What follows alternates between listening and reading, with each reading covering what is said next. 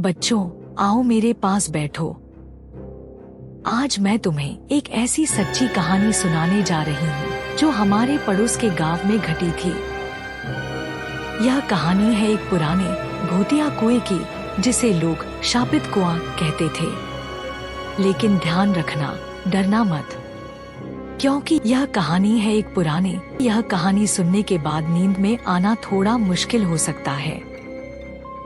तो चलो शुरू करते हैं। कहानी शुरू होती है। ये बात बहुत साल पुरानी है, जब मेरा बचपन था। हमारे गांव के पास एक गहरी काली मिट्टी से भरा कुआं था। वह कुआं इतना पुराना था कि किसी को याद भी नहीं था कि उसे किसने और कब बनाया था। दिन के समय भी वहां जाने की किसी की हिम्मत नहीं होती थी।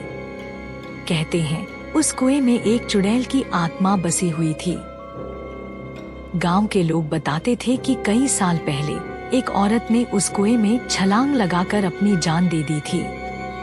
उसकी शादी जबरदस्ती की जा रही थी और वह इस अन्याय को सहन नहीं कर पाई। मरने से पहले उसने श्राप दिया कि जो भी उस कुएं से पानी लेने आएगा उसकी जान पर बनाएगी।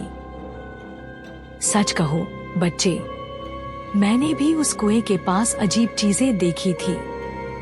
एक बार की बात है, रात के समय गांव के एक आदमी ने हिम्मत करके उस कुएं से पानी लेने की कोशिश की। जैसे ही उसने बाल्टी नीचे डाली, उसने सुना किसी औरत के हंसने की आवाज। वह आवाज धीरे धीरे जोर से और डरावनी होती चली गई। और फिर वह आदमी चिल्लाता हुआ भागा।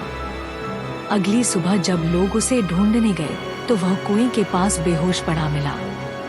उसकी आंखें डर से फटी हुई थी और वह बार बार बस एक ही बात कह रहा था, वह मुझे लेने आ रही है, उसने मुझे देखा है। इसके बाद गांव के लोगों ने उस कुएं को लोहे की मोटी जंजीरों से बंद कर दिया।